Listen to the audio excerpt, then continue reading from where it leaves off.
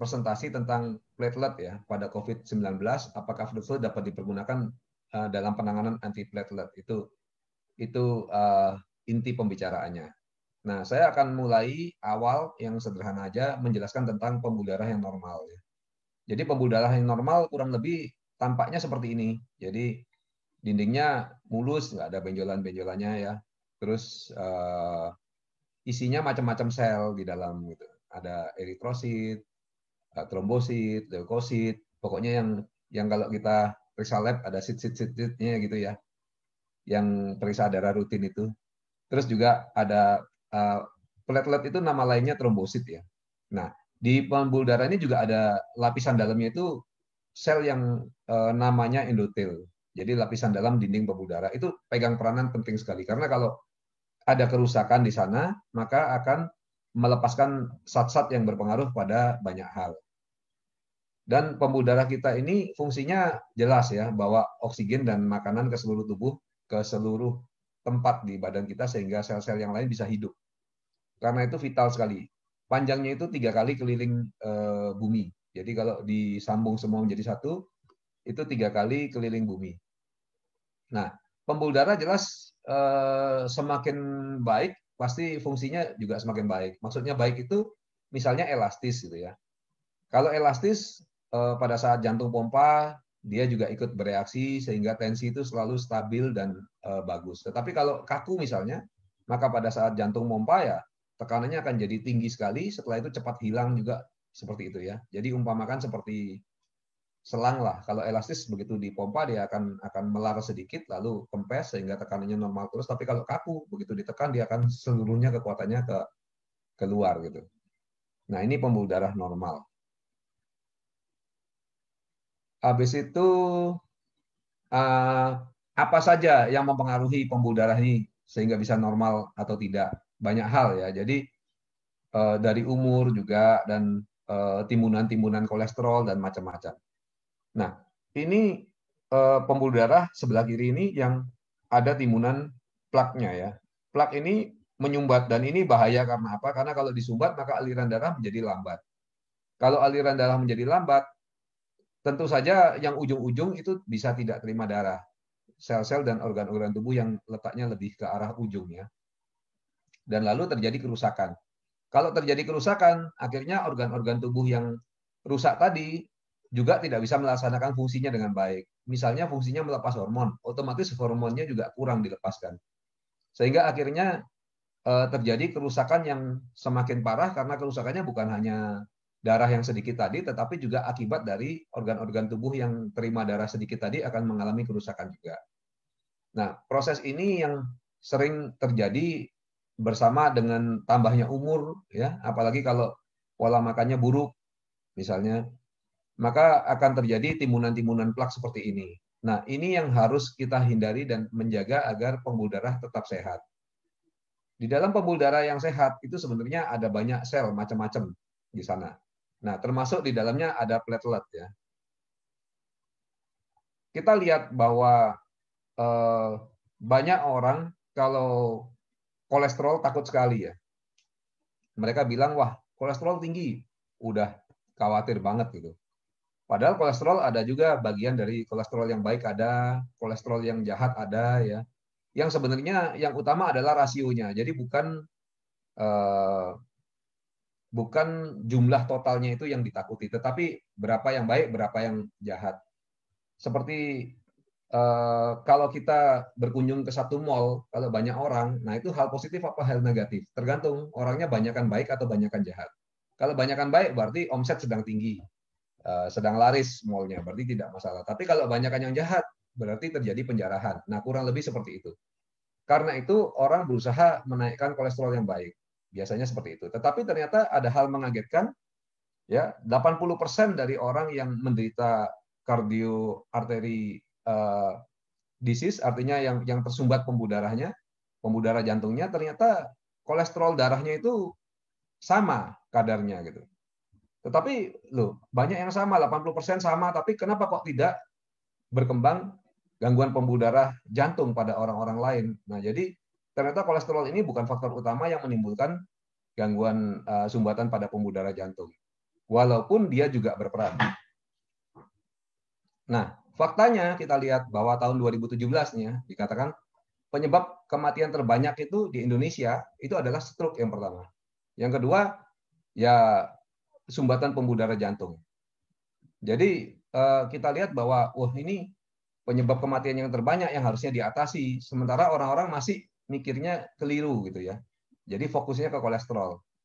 Harusnya kita sekarang mencari tahu apa yang menimbulkan kematian banyak, dan ini di Indonesia tinggi sekali ya kematiannya dan semakin bertambah. Nah, sebelum kita berbicara lebih lanjut, kita harus mengenal apa itu trombosit.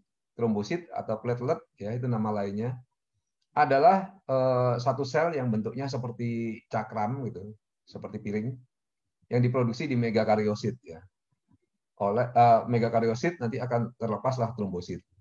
Nah, trombosit itu 200.000 sampai 400.000 per milimeter kubik ya. Kalau di Indonesia 150.000 sampai 400.000.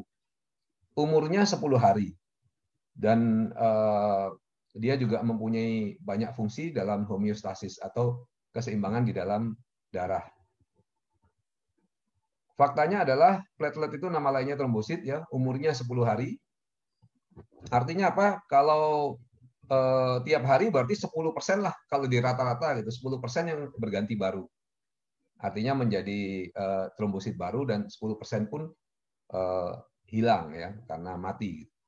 Dia tidak punya inti sel, tetapi dia mempunyai mRNA dan ribosom. Jadi ribosom ini diistilahkan dengan mesin protein ya. Jadi inilah nanti sebabnya kenapa kok bisa dimanfaatkan oleh virus untuk berkembang biak. Fungsinya platelet ini untuk penggumpalan darah terutama, terus untuk kekebalan tubuh ya. Lalu sayangnya juga dimanfaatkan oleh virus untuk replikasi atau memperbanyak diri. Nah, bagaimana kok virus bisa replikasi ya? Karena dia memanfaatkan mesin proteinnya trombosit. Kita lihat sekarang pada kondisi normal ya. Ini platelet ya. Jadi kalau terjadi luka di dalam pembuluh darah, nah sebenarnya mekanismenya cukup kompleks ya. Tapi kita sederhanakan, kalau jadi luka artinya darah akan keluar. Karena itu kita lihat ada perdarahan. Nah, lalu yang terjadi adalah platelet itu akan kena dinding pembuluh darah dan menjadi aktif ya, menjadi aktif sehingga dia lalu menginduksi produksi fibrin dan memanggil sel-sel yang lain sehingga berkumpul di sini. Akhirnya ini akan terjadi sumbatan sehingga perdarahan berhenti. Karena itu kita tidak kehabisan darah. Nah, ini sangat penting proses ini dalam tubuh kita. Kalau enggak, dengan luka yang tidak terlalu besar aja mungkin kita bisa kehabisan darah ya, karena terus-menerus terjadi. Ini adalah fungsi utamanya. Nah, kita lihat kalau normal aliran darahnya lancar. Dinding pembuluh darah licin ya. Kalau tidak normal, misalnya terjadi luka, maka ada beberapa hal yang keluar ya.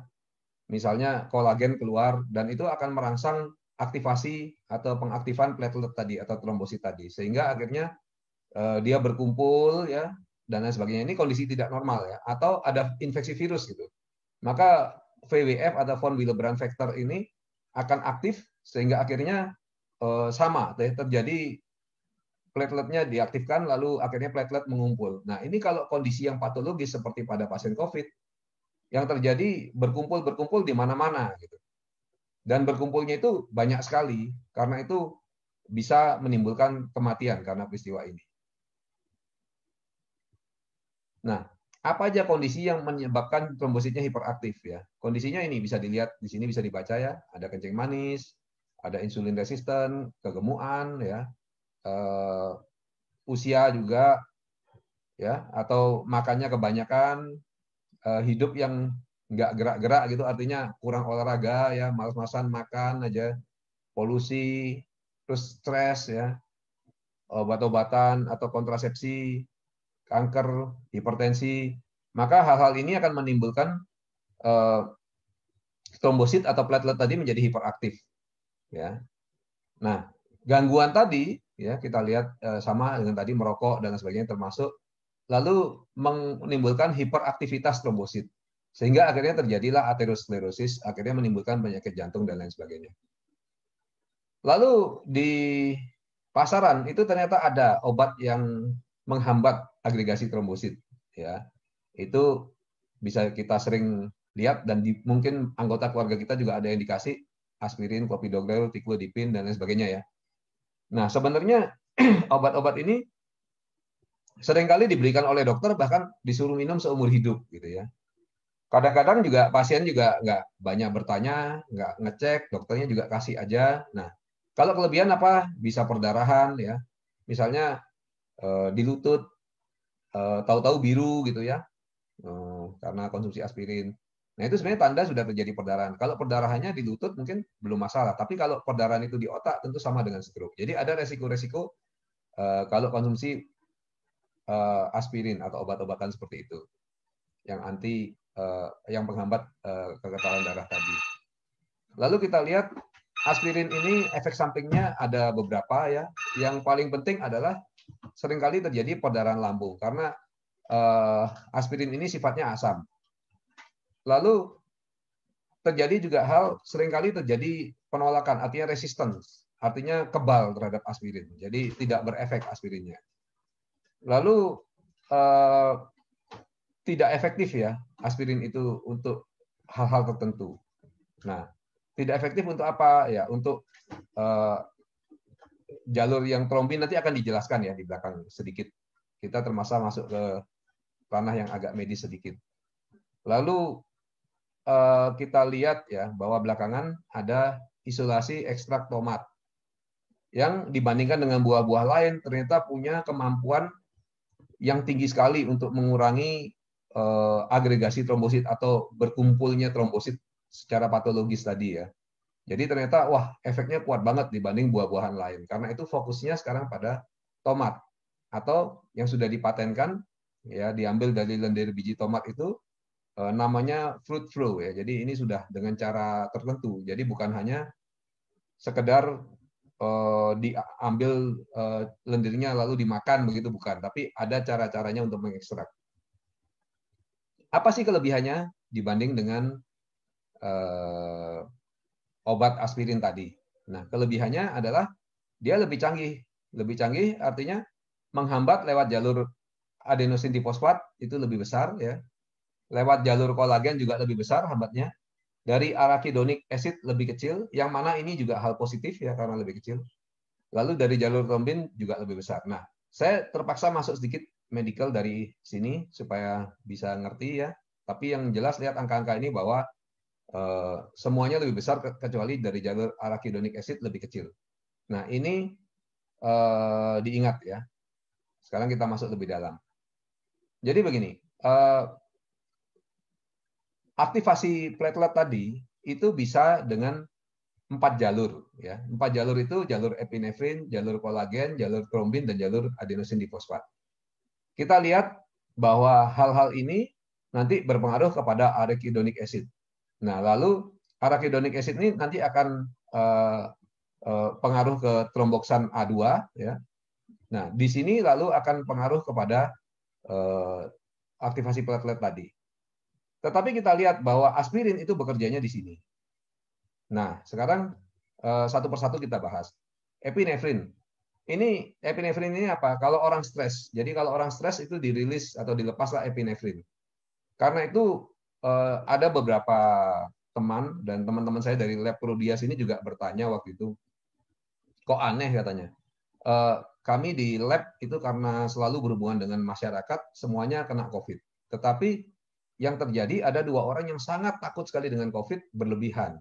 Yang lainnya biasa-biasa saja. Nah, yang biasa-biasa saja isolasi mandiri lalu sembuh biasa.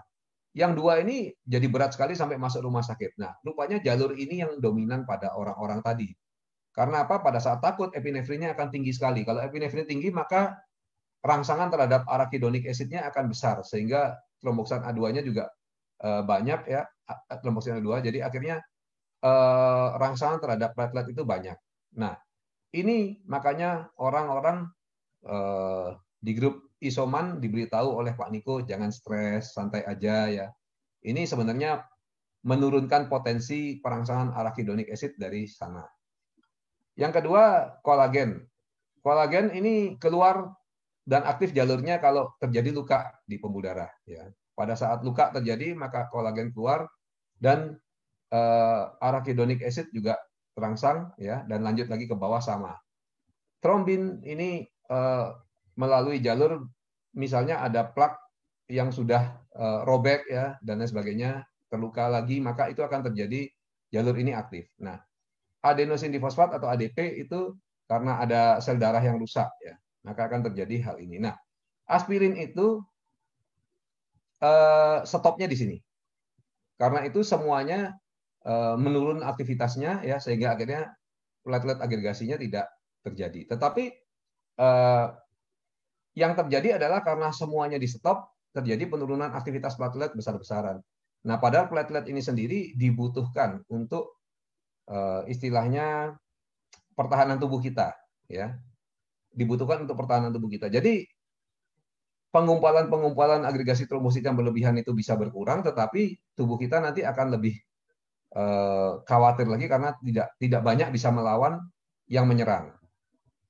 Nah, yang lain lagi adalah bahwa aktivitas, katakan dari trombin, ya, ini ternyata kalau plak pecah segala macam, misalnya pada penderita yang kena serangan jantung, ternyata walaupun dihambat di sini, dia bisa berpengaruh langsung terhadap perangsangan platelet tanpa melalui jalur arachidonic acid. Karena itu rasanya percuma, ya, kalau diberikan aspirin pada saat ini. Nah, kita lihat studi klinisnya Fruit Flow. Efek antiplatelet terlihat dalam waktu 3 jam setelah konsumsi. Kalau aspirin lebih cepat, ya. Lebih cepat, tetapi ini Fruit Flow 3 jam aja juga sudah berefek. Karena itu untuk kita mau bagus, itu kita harus konsumsi sejak kita masih sehat. Jangan tunggu sakit dulu COVID, apalagi udah megap-megap baru mana subarasi, mana ucukusi, ya, apalagi sudah hilang kesadaran, ya, dikasih banyak-banyak juga. Itu kan namanya balapan dengan waktu. Masih kita sehat lah, kita harusnya konsumsi untuk meningkatkan kadarnya di dalam darah sehingga efek-efek itu udah siap semua. Kalaupun kena nanti mungkin gejalanya lebih ringan, lebih cepat pulih karena sudah dipersiapkan dari sebelumnya. Tinggal ditambah aja takarannya pada saat kena. Bukan berarti kalau kita sudah konsumsi produk-produk ini lalu tidak bisa kena, bukan, ya. Tetap bisa kena, tetapi tentu akan lebih mudah penanganannya dan juga dampaknya akan lebih ringan nanti. Nah, bagaimana dengan kasus-kasus yang kena lalu meninggal? Kebanyakan ada penyakit komorbid atau penyakit penyerta dan tidak ditangani dengan baik. Ini kita lihat pada kasus salah seorang leader tim semut, ya. Karena gulanya pada hari keberapa itu? Sehari sebelum meninggal itu masih 387 dan tidak diatur sama sekali.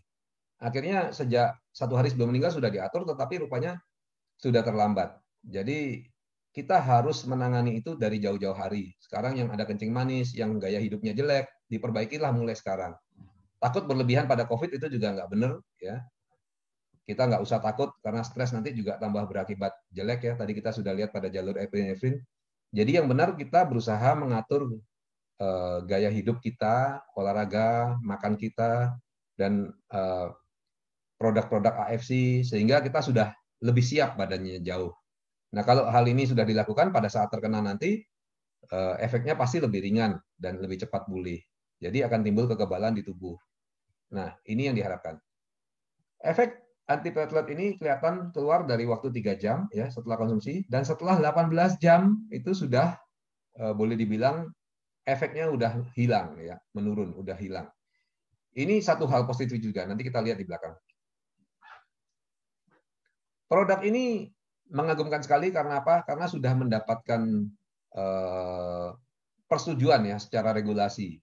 Persetujuan secara regulasi dari European Food Safety Authority. Jadi seperti Balai POM-nya Eropa begitu. Dan itu sudah diakui bahwa dia bisa membantu menjaga agregasi trombositnya sehingga tetap normal, sehingga berkontribusi terhadap aliran darah yang sehat.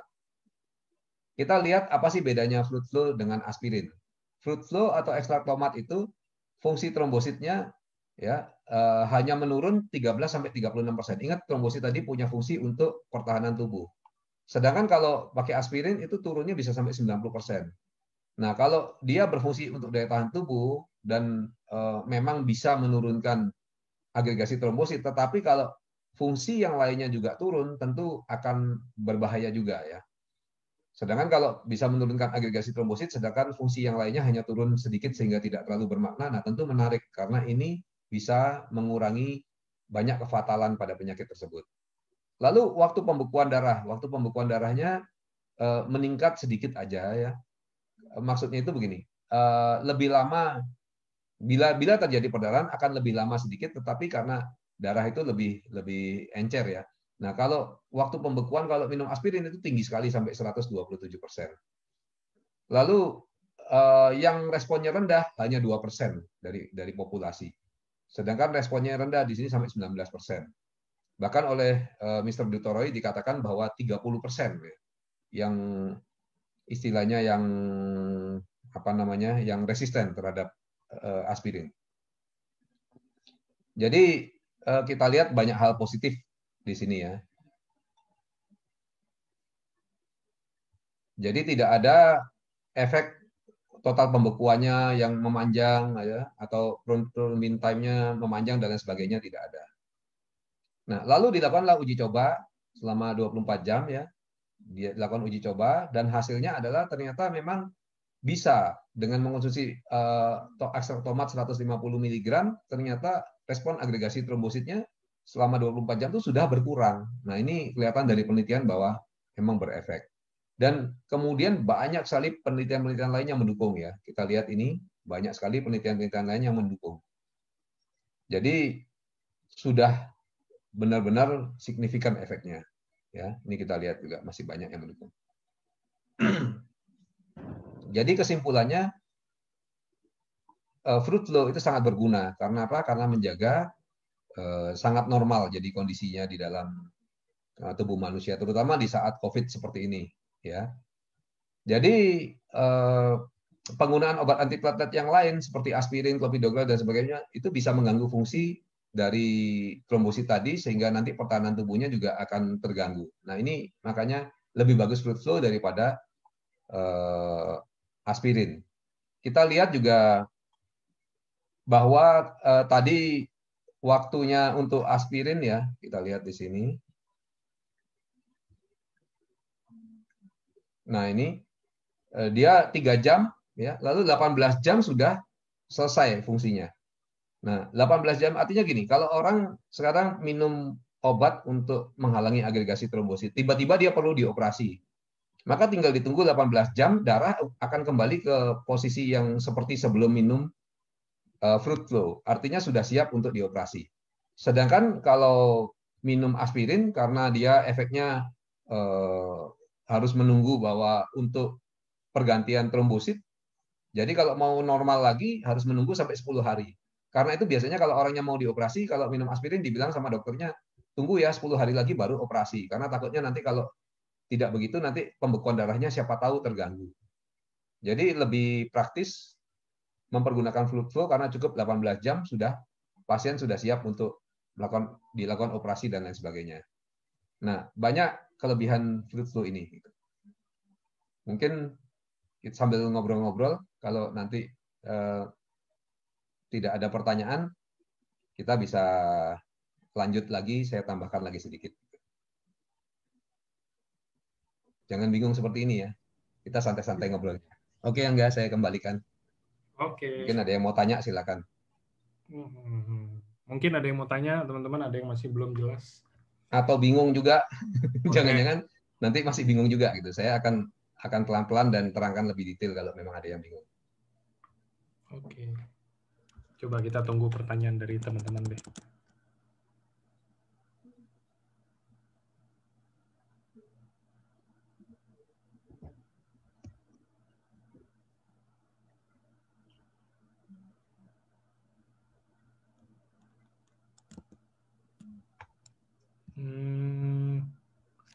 Nah ini. Sorry Pak, boleh ditambahin kesimpulannya lagi tidak? Oh ya, ada yang saya tambahkan sedikit ya sebelum pertanyaan, mungkin sambil menunggu pertanyaan. Kita lihat bahwa tadi penelitian-penelitian ini dilakukan pada ekstrak tomat dengan 150 mg ya.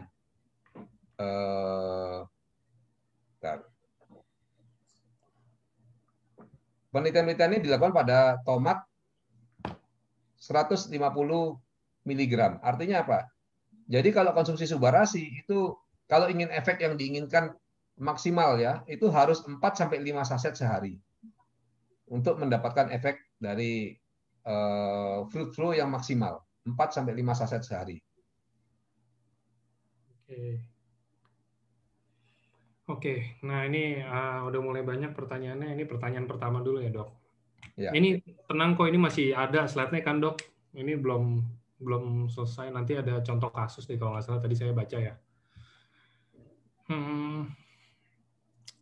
Ini ada yang tanya, Dok, jadi menurut penelitian dari Profesor Asim, bahwa kolesterol itu bukan satu-satunya bukan penentu utama untuk orang kena serangan jantung atau gimana?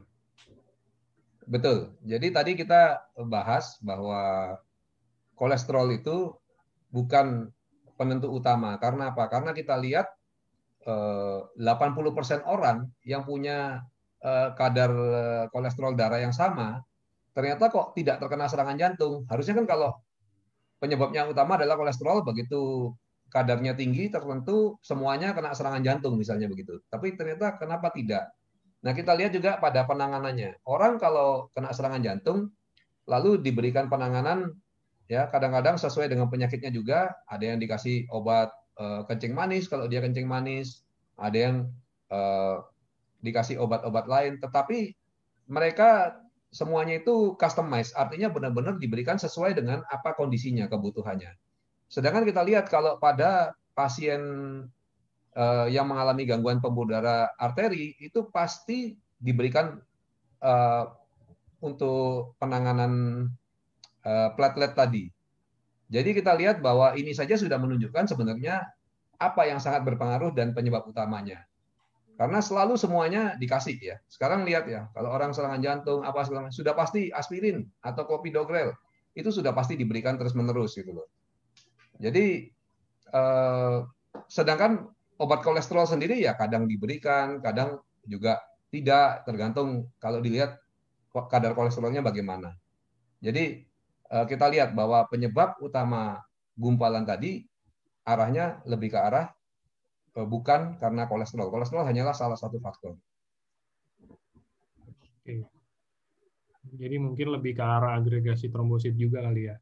Ya, lebih ke arah agregasi trombosit. Oke, kita next trombosit ini bisa. Nah, aspirin ini sendiri sebenarnya lebih tidak dianjurkan. Jadi kalau FDA Amerika atau masyarakat kardiologi Eropa itu sudah tidak setuju dengan dipergunakannya aspirin pada kasus-kasus seperti ini. Karena apa? Karena efek pada lambungnya keras, artinya bikin mahnya itu ya. Terus juga ada efek samping yang resisten tadi, jadi lumayan. Kalau Profesor Dutoro bilang kan sampai 30%. Kalau 30% tidak mempan itu lumayan ya. Jadi maka itu mereka menganjurkan lebih ke arah kalau kita sudah menemukan fluid flow ini, mungkin fluid flow ini sebagai salah satu alternatif yang terbaik di sini.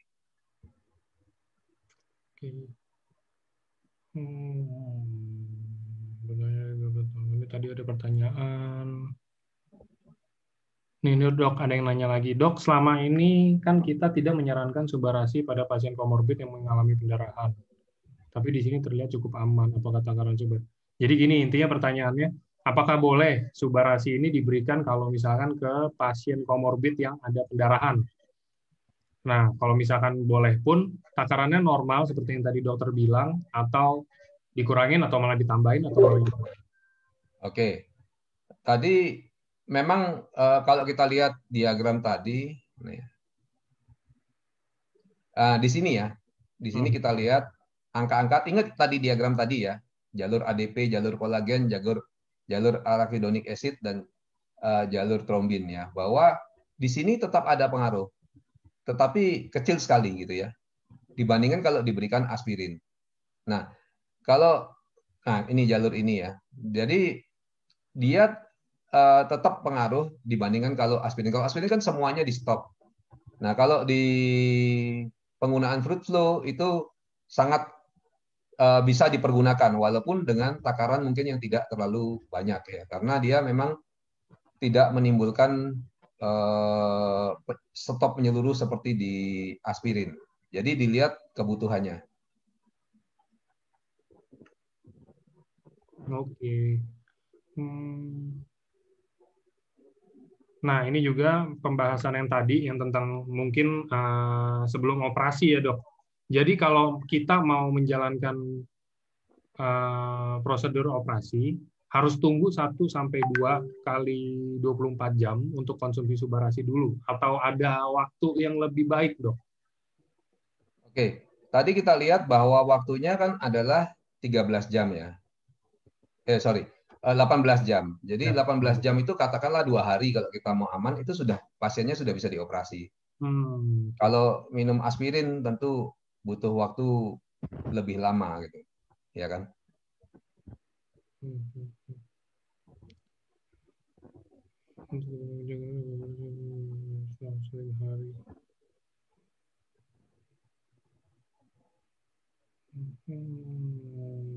Oke. Ini pertanyaannya beberapa ada yang udah dijawab di slide sih. Dokter mau lanjut lagi atau mau tunggu di sini? Tunggu ya, karena nanti kalau lanjut kita mungkin terlalu dalam. Artinya saya cuma menyederhanakan acara yang lalu itu sehingga bisa dipahami gitu. Artinya, oh ini loh fungsinya fruit flow ini, pembuluh darah yang normal bagaimana, pembuluh darah yang terlalu aktif bagaimana, kan itu yang intinya ya. Jadi kalau pembuluh darah normal di sini dia fungsinya bagus, yang terlalu aktif nanti apa sih yang terjadi ya? Mungkin yang terjadi bisa kita gambarkan seperti ini normal ya. Tapi kalau terlalu aktif seperti ini, nah di sini kalau sudah terjadi kasar begini, cenderung agregasi trombositnya berlebihan di sini. Nah ini yang dibilang nanti menimbulkan trombus. Trombus itu artinya nanti tertimbun semakin lama semakin banyak, lalu akhirnya menyumbat di pembuluh darahnya. Kalau terjadi trombus ini misalnya patah, lalu lepas, terhanyut. Nah ini bahaya juga, karena yang hanyut tadi berbentuk gumpalan itu nanti akan mengikuti aliran darah. Tentu saja aliran darah di arteri ini akan menuju lama-lama ke pembuluh darah yang kecil. Kalau terjadi gumpalan darah itu ketemu dengan pembuluh darah yang kecil, maka tersumbatlah pembuluh darah yang kecil itu. Kalau tersumbat total artinya tidak ada darah yang pergi ke ujung pembuluh darah. Nah, kalau tidak ada darah yang ke ujung pembuluh darah, yang akan terjadi adalah sel-sel di sana akan mati. Nah, ini yang kelihatan sekali kalau gumpalan ini lalu menuju pembuluh darah kecil yang di otak misalnya. Maka terjadi stroke. Kenapa? Orang kan sering bilang, loh, nggak ada apa-apa kok tiba-tiba stroke. Ya inilah salah satu penyebabnya gitu. Kan seringkali, wah nggak ada apa-apa. Ya kalau ada peringatan kan beda ya. Namanya bukan stroke namanya gitu. Lalu kadang-kadang juga, kok serangan jantung tiba-tiba? Ya ini karena trombus ini lepas. Lalu istilahnya emboli. Jadi yang disilakan dengan emboli adalah tadi gumpalan itu lepas ya, jadi embolus, lalu dia akan menyumbat pembuluh darah yang lebih kecil. Nah sebenarnya faktor-faktor ini kompleks sekali. Karena apa? Karena endotel ini bisa rusak karena banyak hal. Ya tadi lifestyle ya, merokok itu benar-benar mengganggu ya. Dan juga misalnya ada gangguan imun ya, gangguan imun, karena orang-orang yang meninggal dari COVID itu kemudian terlihat pada saat diotopsi kok ternyata memang sebagian besar itu terjadi gumpalan yang menyumbat, gumpalan dari platelet yang menyumbat di mana-mana di seluruh pembuluh darahnya. Itu yang terjadi. Jadi inilah penyebab kematiannya. Ini pada pasien COVID ya. Lalu gimana dong kalau kita bisa menghalangi aktivitas platelet yang berlebihan? Ya kalau ini bisa dihalangi, sebenarnya gejala-gejala COVID ya biarin aja gitu. Mungkin hilang penciuman ya, lalu juga ngilu di sana atau demam di sini, itu nggak ada masalah karena tidak fatal yang menimbulkan kefatalan itu kan ini penggumpalan atau agregasi trombosit ya, penggumpalan platelet yang berlebihan. Ini yang akhirnya ke seluruh pembuluh darah, ke organ-organ tubuh, lalu nyumbat di sana sini. Inilah yang kemudian menimbulkan kematian pada penderita-penderita COVID. Nah, jadi pada COVID ini sekarang karena lagi tren banget, sangat penting untuk menjaga agar agregasi platelet yang berlebihan ini tidak terjadi. Ya. Nah, sebenarnya kalau kita lihat platelet sendiri ini lucu juga karena di dalam area COVID ini dia punya beberapa fungsi. Ya, yang pertama dia sendiri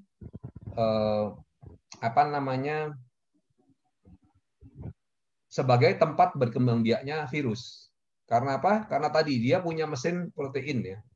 Mesin protein itu akan dimanfaatkan oleh virus, virus akan masuk ke sana lalu mengubah sel itu sehingga nanti produksi, tapi yang diproduksi adalah virus-virus yang banyak sekali. Jadi istilahnya replikasi atau pertambahan virus itu terjadi gara-gara dia memanfaatkan platelet ini. Itu satu. Tetapi platelet ini sendiri juga sangat berguna untuk melawan infeksi virus itu ya. Karena apa? Karena dia punya banyak fungsi. Jadi dia bisa melepaskan platelet faktor misalnya yang akan memanggil sel-sel pertahanan tubuh yang lain untuk bareng-bareng nyerang virusnya ya. Dan banyak cara lagi yang secara kedokteran nanti mungkin kalau kita ngobrol terlalu dalam, misalnya lewat imunoglobulin C, dia punya sistem kekebalan yang spesifik untuk virus. Nah ini yang orang-orang tunggu kan, bahwa kalau sudah kena, makanya kok gini, sudah kena COVID, kebal nggak? Ya kebal terhadap apa? Terhadap COVID yang itu. Kalau COVID yang varian yang lain, bagaimana? Ya belum kebal karena apa? Imunoglobulin C-nya belum terbentuk untuk yang lain tadi. Gitu. Jadi ada yang spesifik pertahanan tubuh itu, ada yang bersifat umum. Nah, ini semua dimiliki fungsinya oleh platelet tadi. Kalau platelet error, terjadi aktivasi yang berlebihan, apa yang terjadi? Pada saat error seperti ini, ya, dia berkumpul berlebihan, maka platelet akan diproduksi lebih. Tetapi pada saat nanti tubuh mengetahui ada produksi yang berlebihan banget, malah lewat jalur neurodeminase akan di stop produksinya. Jadi akhirnya malah terjadi kekurangan platelet ya. Kalau diperiksa di darah kurang platelet karena apa? Karena plateletnya ngumpul di tempat-tempat tertentu sementara produksinya berkurang. Nah, makanya kok terjadi malah kalau dicek secara lab trombositnya rendah. Padahal katanya terjadi gumpalan trombosit yang berlebihan. Nah, maka hal itu terjadi di sini gitu. Jadi pada pasien COVID ini cukup unik ya. Nah, sebenarnya kalau kita tidak stres dan kita sudah mempersiapkan diri dari awal, konsumsi usukusi, karena kan ada NK selnya, natural killer cell yang memang terbukti efektif ya lawan virus, jamur, bahkan untuk kanker pun kita sudah lihat kemampuannya sesuai dengan teori-teori yang ada, artinya dari penelitiannya. Jadi itu kalau dikonsumsi awal tentu pertahanan tubuh kita sudah lebih siap. Lalu subarasi juga dikonsumsi awal kadarnya mungkin sudah yakin bahwa tidak terjadi agregasi platelet yang berlebihan terjadi. Karena ini kayak bola salju, begitu terjadi sedikit akan langsung hal ini pun akan merusak dinding pembuluh darah lagi, akhirnya dinding pembuluh darah yang rusak akan melepaskan tadi von Willebrand faktor dan sebagainya, akan terjadi lagi timbunan lebih banyak lagi seperti itu. Nah, kalau dari awal kita cegah itu jauh lebih sederhana daripada nanti sudah gumpal-gumpal baru kita bongkar. Nah, sering kan terjadi pertanyaan nih, terus kenapa kok yang diukur D-dimer gitu ya? Orang-orang takut banget nih kalau D-dimernya tinggi gimana gitu. Kalau D-dimernya rendah katanya bagus, D-dimer tinggi nggak bagus. Nah, sebenarnya apa sih D-dimer ini gitu? D-dimer ini sebenarnya bagian satu struktur protein yang dilepaskan kalau gumpalan-gumpalan ini mulai hancur. Jadi dari fibrin itu mulai hancur, dia akan terukur. Nah, karena itu kalau banyak gumpalannya otomatis D-dimernya juga terjadi tinggi. Kalau sudah menurun, otomatis D-dimernya mulai menurun. Karena itulah dia dijadikan salah satu faktor pada pasien COVID untuk mengukur bagaimana kedahsyatan peristiwa gumpalan ini terurai, terbentuk, dan lain sebagainya. Nah, ini yang dijadikan patokan, makanya D-dimer itu diperiksa. Oke. Oke. Lalu ada satu hal lagi, fruit flow itu kan bisa menurunkan tekanan darah, ya. Itu pakai dengan cara menghambat dengan cara ACE inhibitor ya. ACE itu angiotensin converting enzyme, itu istilah lah gitu ya, biar nggak bingung terima aja ACE gitu. Nah, ACE inhibitor, banyak orang tanya selalu gini, kalau nanti tekanan darahnya normal jadi rendah, dok gitu. Hal itu tidak terjadi. Karena apa? Karena ada sistem baroreseptor yang akan mengukur ya tekanannya berapa. Kalau sudah normal kita nggak usah takut. Tetapi kalau tekanan darahnya tinggi, dia bisa dihambat, bisa diturunkan tekanan darahnya. Nah, ini bagusnya juga kita konsumsi Subarasi. Makanya banyak testimoni kan yang tekanan darahnya tinggi tiba-tiba jadi baik gitu ya. Daripada minum obat, lebih baik minum hal-hal yang alami begini, lalu bisa nyaman dan lebih baik lagi untuk seluruh tubuh. Karena tekanan darah tinggi tadi juga merusak endotel, lapisan pembuluh darah itu. Dan kalau lapisan endotel ini rusak, ya sudah terjadi koagulasi trombosit juga seperti yang kita cerita tadi. Nah, karena itu kita perlu sekali pada masa COVID ini benar-benar menjaga tubuh kita dari seluruh aspek. Karena kalau seluruh aspeknya baik, ya kena cuma tinggal menunggu kekebalan tubuh mengalahkan virusnya, selesai. Tetapi kalau jelek, nah ini yang ditakutkan, faktor ini, faktor pengumpalan berlebihan ini yang paling ditakuti. Kalau ini terjadi, dia langsung ya, jadi ada istilah cytokine storm gitu ya, ya itu langsung blok blok blok blok blok, sel-sel radangnya itu langsung bergejolak sehingga timbul hal seperti ini berlebihan di mana-mana, akhirnya timbul kematian karena menimbun di mana-mana. Itu. Jadi nomor satu pencegahan, lalu ya kalau kita sudah mencegah ya sudah, sepertinya juga sebagian besar orang nanti pada akhirnya akan kena juga COVID. Kalau menurut saya seperti itu. Jadi yang bisa kita lakukan adalah menjaga sebelum kena, sehingga pada saat kena pun kita tinggal pakai produk lebih banyak, ya produk-produk yang sudah ada patennya seperti milik AFC, maka kita akan sudah relatif aman. Artinya sudah berusaha maksimal lah ya. Kalau ada faktor komorbid juga, komorbid kan banyak juga yang bisa terbantu pakai produk-produk AFC. Jadi mungkin kita akan jauh lebih aman daripada orang yang tidak konsumsi produk atau produk-produk yang lain yang belum pasti cara kerjanya ya. Memang sepertinya sebagian besar populasi nanti pasti akan kena COVID. Karena susah, penyebarannya kan susah diatasi. Dan nanti ada mutasi lagi, ya mudah-mudahan tidak ya, mudah-mudahan sekarang habis ini berhenti, dunia kembali normal, kita juga ada pingin nih jalan-jalan lagi seperti dulu gitu. Tapi pada saat kita sudah siap segalanya, nah chance untuk sembuhnya, chance untuk tanpa gejala itu pasti lebih besar. Jadi lindungi keluarga ya. Oke.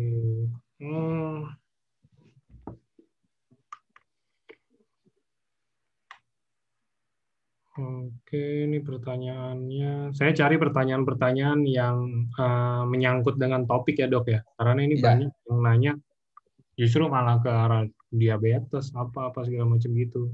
Ya itu udah sering dijelasin juga sih sebenarnya.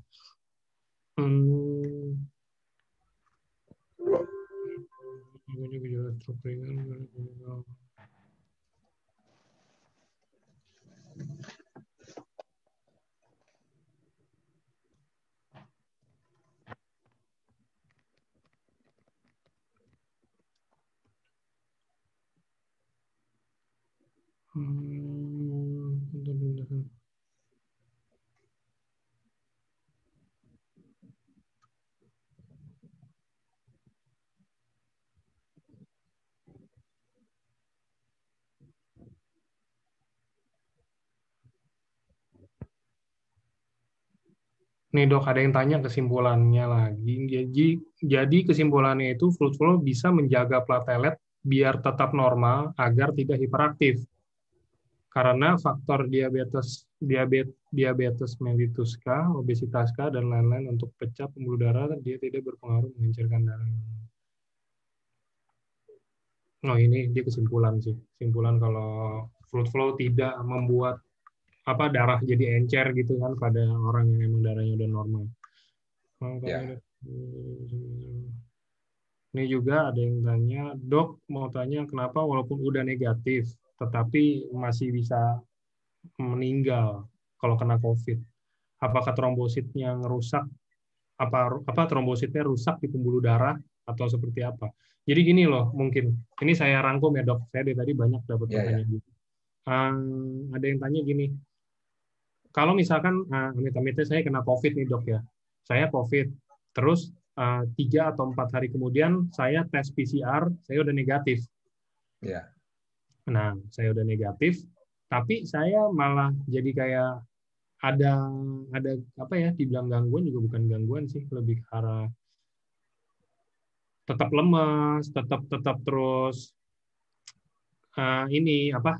Ada gejala sisa gitu Ya, istilahnya. basian dok, apa sisa? Bilangnya sisa, gejala-gejala tersisa. Nah, itu apa emang itu harus terjadi atau emang ada yang masih yang salah dengan tubuh kita, dok? Ya, sebenarnya pada saat terjadi seperti tadi kerusakan-kerusakan di seluruh pembuluh darah ini tentu pulihnya butuh waktu. Ya, kita lihat tadi bahwa kenapa orang sudah negatif tapi Hmm, lalu meninggal. Ya kalau tadi pas trombusnya lepas, ya kan, pas trombusnya lepas lalu hanyut jadi emboli lalu emboli di jantung ya meninggal pada saat itu. Walaupun misalnya COVID-nya sudah negatif, ya tapi kan sisa-sisanya artinya dari tadinya ini trombosit-trombosit yang menggumpal di mana-mana ini kan tidak bisa hilang seketika. Kalau ada satu yang besar lalu lepas dan pergi ke jantung atau ke otak, terjadi stroke atau jantung, ya pasien bisa saja meninggal. Itu salah satu contohnya. Kedua, kenapa kok orang memantaunya pakai mengukur dedimer gitu? hmm, Justru karena itu. Jadi pembongkaran itu sudah sembuh kok, sudah negatif kok, tapi dedimer saya masih tinggi. Ya karena masih pembongkarannya besar-besaran. Ini kan yang sudah tertimbun tadi nanti akan dibongkar pelan-pelan kan. oke. Kalau pembongkarannya masih besar-besaran ya dedimernya masih tinggi, artinya masih beresiko tinggi. Karena bongkarnya itu kan nggak bisa kita tentukan, nggak bisa kita suruh, dari luar aja semua ya. Gitu. Dia seperti air menggerus menggerus tanah gitu lah ya. Kalau dia mau gerus di titik sini, nanti tiba-tiba titik ini lebih dulu putus daripada yang di luar ini larut, ya sudah terjadilah dia gumpalan yang berenang gitu di dalam pembuluh darah. Nah kalau gumpalan berenang ini berenangnya ke pembuluh darah kecil yang vital, lalu nyumbat di sana, terjadilah kematian. Jadi untuk badan pulih itu butuh waktu lama. Kenapa kok masih lemas, pegel-pegel? Ya kalau ini tadi sumbatannya di pembuluh darah yang ke arah kaki misalnya, lalu kakinya masih kurang darah sedikit, ya otomatis hal-hal seperti itu masih terasa. Atau ke organ-organ tubuh lain yang memproduksi hormon, lalu hormonnya jadi berkurang karena darah yang diterima juga nggak cukup, ya otomatis eh, kekurangan produksi hormon tadi juga masih berpengaruh gitu. Jadi untuk menunggu pulih benar memang butuh waktu penyembuhan dan itu sebaiknya produk apa terus dikonsumsi ya. Juga selama ini kan kita kalau COVID itu pakai utsukushi yang banyak gitu. Lalu subarasinya sedikit, tapi dengan adanya pengetahuan ini mungkin ada baiknya juga subarasi itu ditambah dari awal. Karena nanti ujung-ujung ke belakangnya kan nanti yang paling paling ditakuti dan paling menyebabkan kematian adalah hal ini. Hmm, Apalagi kalau sudah berat ya pasiennya. Mungkin subarasi ini juga memegang peranan yang sangat penting sekali. Nah, pemulihan itu berapa lama? Tiap orang tentu saja beda-beda karena badan orang tiap orang beda-beda, kerusakan yang terjadi juga beda-beda. Reaksi imunologisnya juga berbeda-beda. Jadi reaksi ini berantai ya, nanti stop pun ya dia tidak stop langsung total 100% gitu. Tapi pelan-pelan menurun. Lalu sisa-sisanya yang rusak itu pelan-pelan dibersihkan. Nanti kalau sudah bersih lagi semua, baru orang kembali menjadi normal. Mungkin itu penjelasannya Pak. oke, oke. Oke, ini ada lagi yang nanya, dok, selama ini kan kita edukasi ya, kita dapat edukasi dan kita mengedukasi juga kalau misalkan kita konsumsi subarasi pada pasien yang punya gangguan-gangguan kesehatan tertentu, suruh obatnya tuh jangan diberhentiin gitu ya dok. Ya, Jadi tetap tetap dikonsumsi obat dokter dan tetap konsumsi produk kita juga. Nah, ini ada yang tanya, apakah kalau misalkan saya dapat obat dokternya ini aspirin, Clopidogrel, dan CPG, apakah masih tetap harus saya harus konsumsi yang mana nih dok? Maksudnya apakah tetap harus dua-duanya nggak masalah, sama Subarasi pun, atau misalkan salah satu jenisnya aja atau gimana dok? oke. Jadi yang pertama kita konsumsi dua-dua. Karena apa? Kalau awalnya apalagi sudah minum obat ya, aspirin kan lebih cepat itu untuk menimbulkan efek. Tetap dalam waktu 20 menit, 30 menit dia sudah menimbulkan efek penghambatan trombosit ya. Nah, kalau di ini kan mana tadi ya? Kalau di produk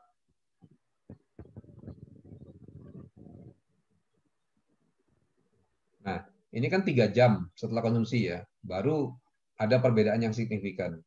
Tentu waktu itu waktu itu penting. Nah, setelah itu kita lihat ya bahwa kalau kita mau efektif karena umurnya 18 jam, kalau mau efektif kita harus sering konsumsi subarasinya. Nah, ini juga harus diperhatikan. Jadi nggak bisa kalau diberikan sekali sehari. Karena jelas 18 jam sudah kembali ke fungsi dasar. Kita nggak ingin dia kembali ke dasar ya. Kalaupun dia menurun, kita ingin dia meningkat lagi, turun, meningkat, tapi di batas atas. Karena itu kalau diberikan 3 kali sehari tentu lebih ideal ya, per 8 jam diberikan.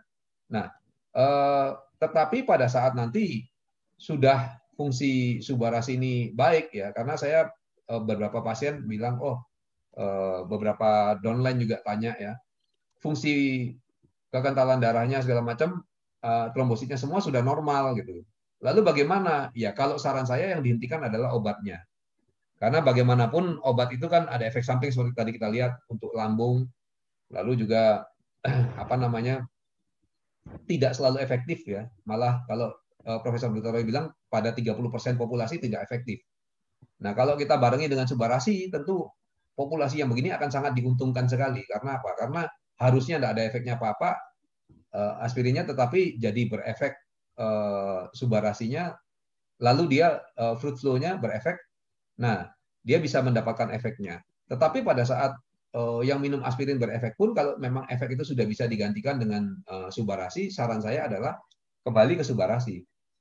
Karena pertama ada fruit flow-nya, lalu subarasi kan juga mengandung banyak hal lain ya, untuk regenerasi sel dan lain sebagainya, mengandung SOP dan lain sebagainya, tentu akan lebih positif bagi orang-orang yang sakit.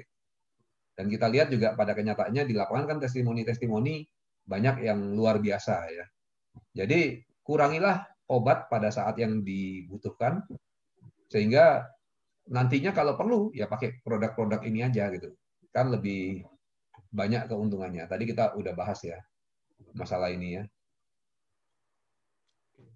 Jadi fungsi trombosit ini juga penting karena gini, kalau pertahanan tubuh kita terhambat, ya tentu nanti masalah gitu.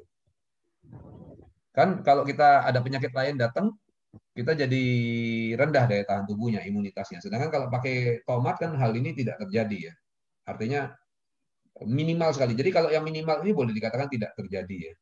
Nah, karena itu oke lah ya. Trombositnya masih bisa berfungsi bagus. Katakan kalau terganggu 13% atau 36% lah, ya masih oke lah, masih 60 sekian persen atau bahkan 80 sekian persen ya berfungsi pertahanan tubuhnya. Tapi kalau ini bayangkan kalau sampai tercapai 90%, berarti cuma 10% pertahanan tubuhnya, tentu ada resiko yang tinggi. Karena itu lebih baik konsumsi fruit flow daripada konsumsi aspirin. Nah, sekarang kalau kita sudah tahu begini, ya tentunya kalau awal kita konsumsi dua-dua oke, tetapi segera begitu kondisi oke, normal, stoplah konsumsi aspirinnya secara bertahap ya, sehingga kita bisa terus monitor tetap dalam kondisi normal. Mungkin itu Pak Angga. Oke, siap.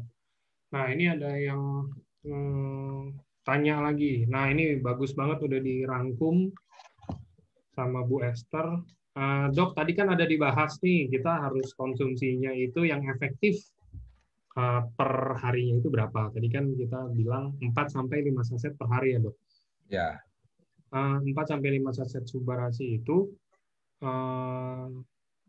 itu untuk konteks orang yang pasien yang terkena COVID atau orang yang hanya mencegah kayak saya nih, kayak kita hanya untuk mencegah dan biar nggak agregasi trombosit yang meningkatkan risiko COVID atau yang apa gitu, baru saya konsumsi 4-5 saset. Sebenarnya lebih juga nggak masalah kan, Dok?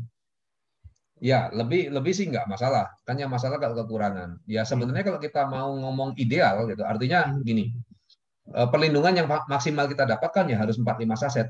Walaupun kita belum terkena COVID. Itu kalau kita bicara masalah faktor pembekuan kita 100% normal gitu ya. Nah, masalahnya kemudian kan ada yang bilang, waduh dok, kalau gini nih berat di kantong nih, misalnya begitu. Ya jalankan bisnisnya, kita jawabnya kan gitu biasanya. Tapi oke lah, tidak jalankan bisnisnya, ya aturlah gitu loh. Paling tidak konsumsinya jangan cuma 1 saset per hari gitu ya. Kalau 1 saset per hari atau 2 saset ya mungkin masih kurang untuk mencapai efek ini. Walaupun sudah mulai terjadi perbaikan juga kan gitu. Nah jadi kalau kita lihat bahwa ini butuh 150 miligram ya, dalam sehari saja sudah berespon. Nah, kembali kepada kita masing-masing. Menurut saya sih ya terbaik memang kita jaga selalu kita punya tubuh dalam kondisi puncak pada saat COVID begini. Tapi kalaupun tidak mampu, ya mungkin 3 saset per hari atau 2 saset per hari itu sudah bisa, tetapi tentu tidak maksimal seperti ini hasilnya. Artinya apa? Begitu ada gejala ya harus sudah siap-siap untuk menaikkan takarannya. Nah kalau bagi yang beruntung, yang bisa terus-menerus konsumsi 5 saset, 4 saset per hari, ya tentu sudah paling ideal kondisinya. Karena terus-menerus badan dalam kondisi siap. Sehingga kalau terjadi virus tadi menyerang, ya lalu pengaruh ke sitokin, pengaruh ke endotel rusak, dan lain sebagainya, untuk sampai terjadi agregasi trombosit itu minimal sekali. Ingat bahwa kebanyakan pasien COVID, awal-awalnya tidak tahu kalau dia COVID. Itu ya kan banyak ya. Tadi saya barusan juga bicara sama salah seorang leader saya. Ternyata dia udah kena. Dari di Jakarta udah kena gitu. Duh, tahu nggak? Nggak tahu gitu. Karena ya ada rasa sesak sedikit ya. Untungnya hilang gitu. Tapi artinya kebanyakan orang tidak tahu proses itu sudah terjadi. Dan hati-hati ya, saya lihat pada beberapa kasus yang saya tahu secara langsung, sepertinya sesak pada COVID ini bisa tiba-tiba gitu loh. Artinya bisa orang itu tidak sesak, terus tiba-tiba sesak sekali, lalu meninggal gitu. Jadi banyak orang meremehkan karena apa? Oh saya masih belum sesak kok. Saya lihat nih pada 2 orang yang saya kontak langsung. Yang satunya sehari sebelum meninggal bicaranya benar-benar lancar, lantang ya. Oh kok bisa begitu gitu? Oh saya semangat dok ya. Ternyata subuhnya sudah meninggal. Itu malam hari saya komunikasi, subuhnya sudah meninggal. Yang satu lagi masih oke, tapi saya sudah curiga dengar napasnya tersengal-sengal, saya suruh cari rumah sakit. Di rumah sakit tiba-tiba jadi berat sekali sehingga saya pikir, wah UGD penuh ya, bahaya sekali nih UGD penuh dan rumah sakit tidak bisa menerima. Jadi bagi teman-teman ada baiknya produk ini benar-benar diperhatikan, dikonsumsi karena pada saat terjadi sesuatu banyak sekarang yang tidak bisa menolong. Saya mencoba bantu menolong teman itu sampai calling ke 3 rumah sakit, tiga-tiganya bilang, ya, kami semua mengalami kondisi seperti itu, malah UGD pun orang ngantri. Gas kami pun cukup sampai jam 10 ya. Ini saya telepon dokter kita juga yang sering isi acara ya. Dia bilang, ini jam 10 ya sudah habis oksigennya. Terus gimana ya? Saya juga nggak tahu nih, lagi bingung juga dok, lagi pusing gitu. Nah, dalam kondisi begini ini, kalau kita minum produk seperti ini, lalu tidak terjadi sesuatu yang berat, karena agregasi trombosit berlebihan tidak terjadi ya, lalu peradangan di paru-paru berkurang, apa segala macam, tentu akan sangat membantu karena kita tidak sampai fase yang sampai butuh mati-matian oksigen gitu loh. Kasus yang saya bilang malam sesak, subuhnya meninggal, itu akhirnya ditolak di rumah sakit walaupun kandungan oksigennya 78. Artinya sudah sangat rendah. Karena rumah sakit memang sudah tidak mampu lagi. Nah, karena itu sangat penting perlindungan ini di saat-saat seperti ini. Dan dia sangat plong nafasnya, sehingga bicaranya sangat baik, subuhnya meninggal. Yang satu lagi masih sangat baik, saya suruh ke rumah sakit, di rumah sakit tiba-tiba sesak sekali sampai saya pikir, wah ini bakal meninggal di tempat pakai rumah sakit ini. Untung kemudian ternyata plong lagi tiba-tiba gitu. Jadi berapa saat kemudian ya setengah jam mungkin ngobrol sama saya lagi sudah biasa lagi. Saya sampai heran, loh kok begini? Apa yang kamu lakukan? Ya nggak ada, dia bilang, ya saya di mobil dari tadi. Jadi ingat, membaik memburuknya pernapasan itu bisa cepat sekali gitu. Karena itu hati-hati juga, enggak usah takut berlebihan juga, tapi ya jaga-jaga dengan produk seperti ini. Dan jangan tenang kalau merasa wah napasnya masih sesek ringan kok gitu ya. Lalu merasa tenang, itu sudah harus pakai produk yang banyak. Pada saat napas masih terganggu ringan itu sudah produknya harus cukup. Karena kan proses ini seperti tadi ditanyakan, kita berkurangnya pun pelan-pelan ya kan, mulainya pun pelan-pelan tapi tidak terasa. Tiba-tiba terasa tuh setelah dia cukup menimbulkan gangguan secara klinis kan. Jadi itu harus hati-hati. Kadang-kadang proses sudah berjalan, sudah 80% kita masih belum waspada. Begitu 100 prosesnya sudah parah itu.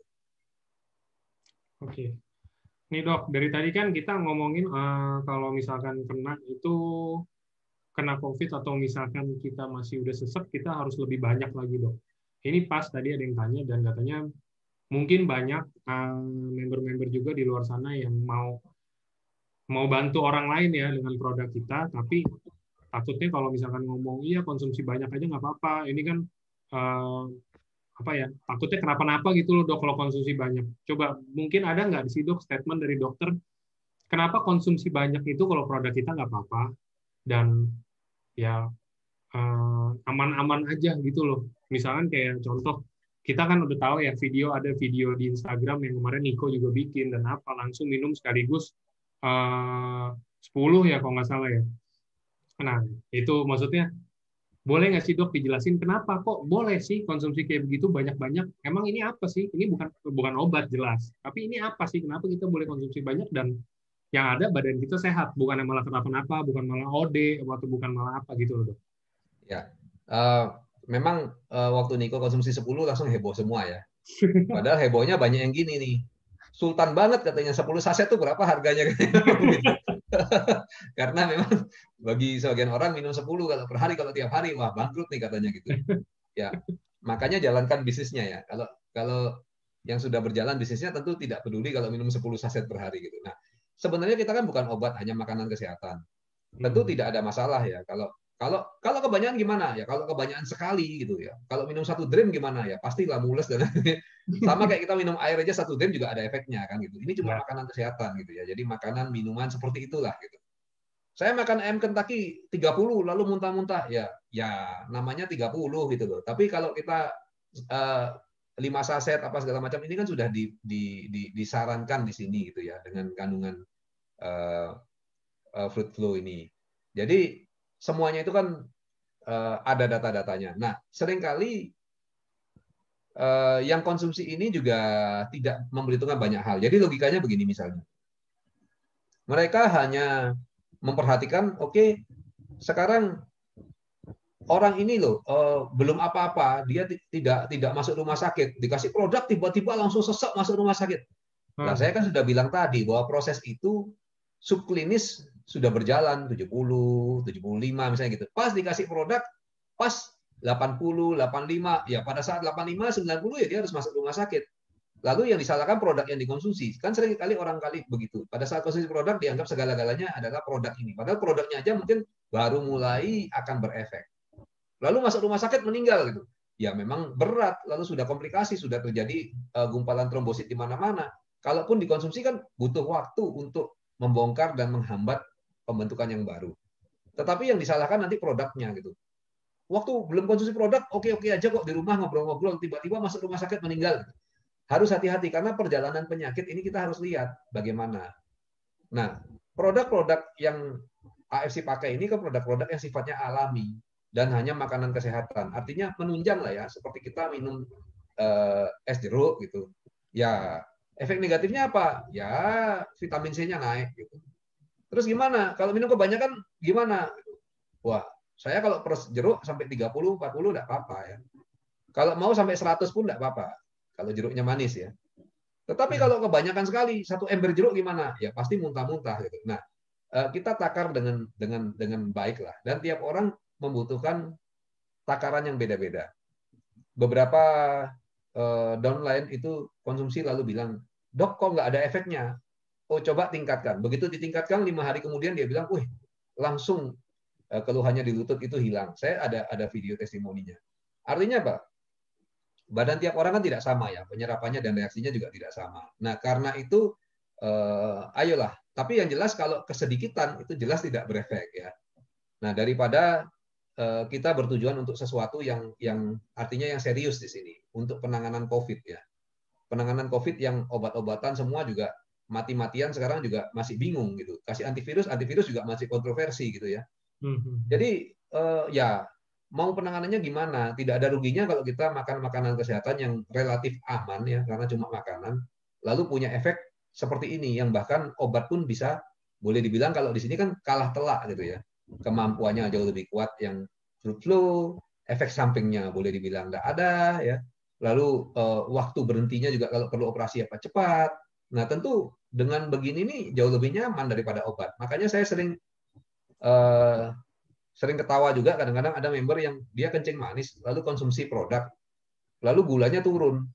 Nah pada saat gulanya mulai rendah nggak dimonitor terjadi efek samping lalu telepon saya bilang oh ini karena gulanya coba diukur begitu gulanya rendah yang di stop harusnya adalah obatnya tapi dia nggak tahu yang di stop produknya gitu. Nah itu keliru gitu, ngapain minum obat seumur hidup dengan segala efek sampingnya, harusnya produknya yang dilanjutkan, obat di stop sehingga suatu ketika mudah-mudahan beruntung regenerasinya bagus ya bisa lepas obat, kan itu yang diharapkan gitu. Mungkin itu Pak Angga. Oke.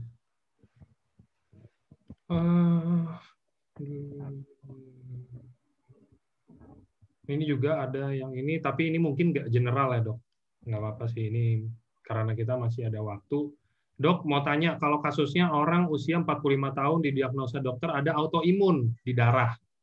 Jadi sel darah merahnya sering turun sampai 80.000 sampai 90.000. Nah, apakah bisa dibantu dengan subarasi? Sementara subarasi itu kan ada paten regenerasi sel. Apa bisa menaikkan sel darah merah, menaikkan produksi sel darah merah? Sementara kalau naik trombositnya, tubuhnya itu akan menganggap trombosit yang naik ini sebagai ancaman. Kira-kira ada solusi nggak dok? Oke, untuk autoimun memang kita biasa berikan SOP ya. Dan saya sudah melihat pada beberapa orang yang autoimun hasilnya bagus banget gitu. Termasuk kalau yang mudah kita lihat mungkin yang manifestasi yang penampakan autoimunnya pada kulit ya, langsung kelihatannya kulitnya langsung membaik. Nah ini juga pada adik ipar saya sendiri juga terjadi ya, dia langsung bagus itu kulitnya, reaksi-reaksi autoimunnya yang dulu boleh dibilang menghilang gitu. Nah sel-selnya kembali normal. Jadi kembali lagi saya ingatkan ya bahwa bukan naik lalu naik terus gitu. Trombositnya naik lalu terjadi berlebihan lalu terjadi pengumpalan trombosit seperti kalau kena COVID. Ini satu hal yang salah ya, salah kaprah. Jadi yang terjadi ya dia naik sampai normal. Lo kok pinter? Ya itulah keuntungannya kalau makanan kesehatan ya atau beberapa obat tradisional itu seperti itu. Kalau obat itu beda. Kalau obat itu kan gini, tekanan darah tinggi, harus diapakan? Ya dikasih penurun tekanan darah. Kalau dikasih penurun tekanan darah, ya tekanan darahnya turun. Kalau orang normal dikasih penurun tekanan darah, ya akan jadi rendah, kan begitu. Tapi kalau produk-produk yang alami ini fungsinya tuh menormalkan gitu. Jadi homeostasisnya dibikin balance lagi, normal lagi sehingga yang tinggi ya jadi normal gitu. Yang rendah juga bisa jadi normal. Loh kok bisa? Ya memang itulah mekanisme kerjanya kan banyak. Jadi nggak usah khawatir yang konsumsi kebanyakan lalu trombositnya jadi tinggi sekali, lalu terjadi error dan lain sebagainya gitu ya. Itu nggak perlu seperti itu karena ya pasien-pasien yang mengalami HB-nya rendah dan lain sebagainya tentu akan sangat diuntungkan ya. Saya ada juga seorang teman dokter di daerah Banyuwangi yang dia heran sekali karena ada pasien yang kena apa namanya anemia aplastik lalu darah merahnya itu nggak ada gitu sehingga harus transfusi 2 kantong tiap minggu. Bayangkan ya 2 kantong. Nah ternyata begitu dikasih produk ini dari hari pertama sudah rasanya enak ya, beberapa hari itu akhirnya dia nggak mau transfusi. Pada saat tidak transfusi ya sepintas tanpa darahnya turun karena kan yang awal nih dari kasus setelah transfusi sekian tingginya. Kemudian berapa saat kan pasti sel-sel ini yang ditransfusi ini ada yang mati ya sehingga kelihatannya turun sedikit tetapi setelah itu langsung naik langsung baik gitu. Nah dia sendiri heran wah kok bisa begini efeknya ya inilah kelebihan produknya ya. Jadi penggunaan produk-produk ini kita nggak usah terlalu khawatir berlebihan karena relatif safe ya. Mungkin Pak Niko segala macam juga sambil guyon-guyon membuktikan itu ya bahwa nggak apa-apa kok. Agus ya yang kena COVID banyak sekali konsumsinya. Beliau biasa aja malah gejalanya nggak ada ya. Anaknya juga nggak ada, anak wanitanya, anak prianya juga nggak ada ya. Hanya istri aja yang ada sedikit, itu pun cuma anosmia beberapa hari, udah selesai gitu. Nah, ini yang kita harapkan. Kalaupun kena, karena memang kita belum punya kekebalan terhadap virus, kenanya pasti kena kalau belum kenal. Tapi kalaupun kena, lalu gejalanya jadi ringan. Kalaupun kena, lalu pulihnya cepat. Ini yang diharapkan sebenarnya. Tapi nggak usah khawatir, wah nanti akan terjadi berlebihan. Jadi trombositnya hiperaktif seperti ini, seperti kalau kena COVID ini terjadi platelet agregasi. Mungkin begitu, Angga.